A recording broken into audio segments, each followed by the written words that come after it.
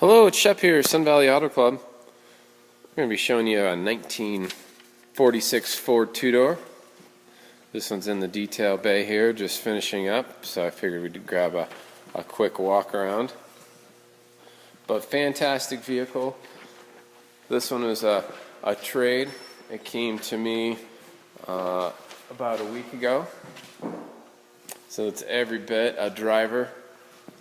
Proof on the pudding on that one is the fact people came all the way up from Cortez, Colorado. So a 670-mile trip up the highway, and she performed like a modern car without issue.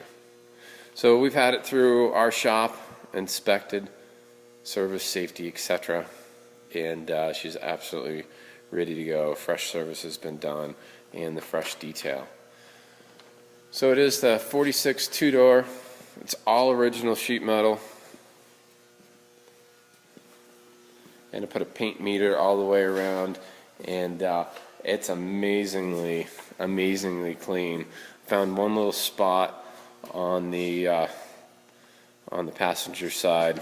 It showed a little bit of thickness of Bondo and a pretty small little patch, but the rest of it is lower than your average classic. I'll tell you, it is basically just the metal and then this beautiful black matte finish paint.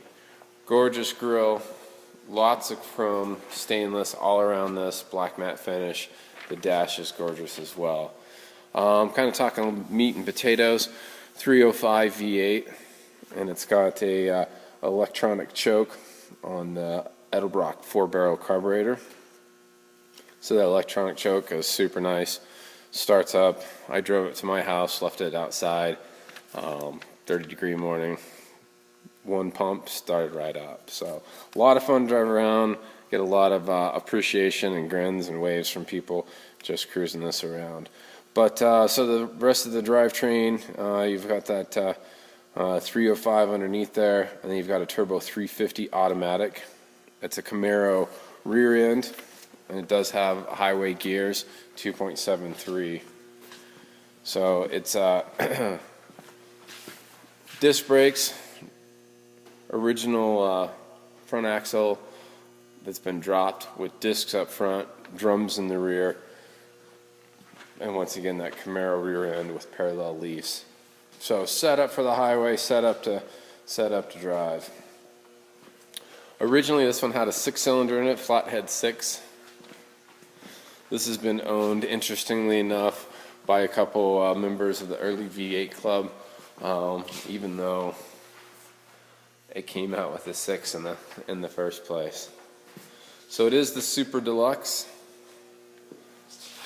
and just gorgeous all the way around. So the sheet metal is fantastic, very smooth, not wavy. All your gaps line up exceptionally well. You do have the original rain gutters on there. All the glass is fantastic. Interior is a combination of suede and cloth, and they are original 46 seats. So cloth on the sides here. Oh, my detail guys missed that one little spot. I'll get that cleaned up. So cloth and then suede. The tops are suede. Headliner is suede. Original steering wheel. Fantastic grille. Original steering wheel, but we had to replace the steering column, or I shouldn't say we. It was done, and the steering columns for your horn was hollow, and those are hard to find anymore, so it's a solid core steering shaft, and then the horn is where the electric start used to be, right there. But all your gauges work real easy, just one pump. Turn it over. So turbo 350. So depress and just pull back, set in gear. There's a look at that dash. modern radio.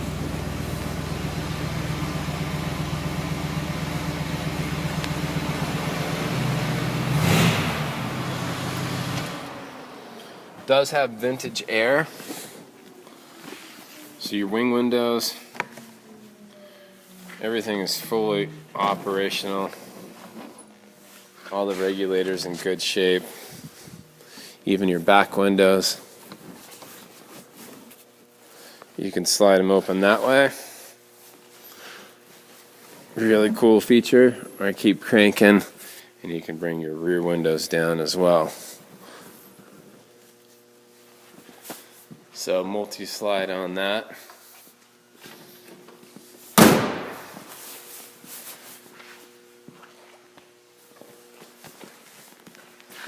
Everywhere in this car, there's just tons of great design. I don't know what we got back in here. Let's pop this out for now.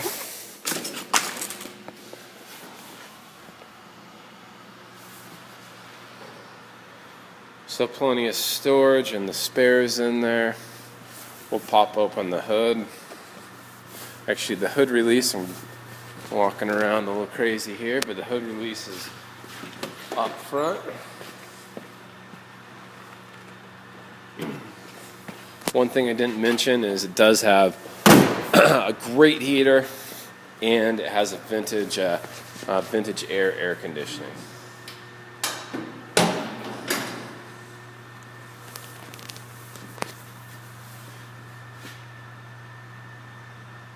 So this rig is set up for comfort, and it's set up for the road. It's one of those classics where have fun, take it down to a local show, take it out on the weekends. As mentioned, it just pulled off a 670-mile trip without issue. Certainly jump in, drive, enjoy. No power steering, kind of bounce around this car. It's early morning, but it does have a Saginaw steering box. So it's manual steering, but that Saginaw steering box was developed, and it takes about 30%. It makes about 30% easier to steer. So it's easy to drive. I went to the bank in this the other day, parallel parked, not an issue. Hey, I'm running out of time, but this is Shep here, Sun Valley Auto Club. Give me a call with your questions, 208-721-1973. We'll see you on the next video.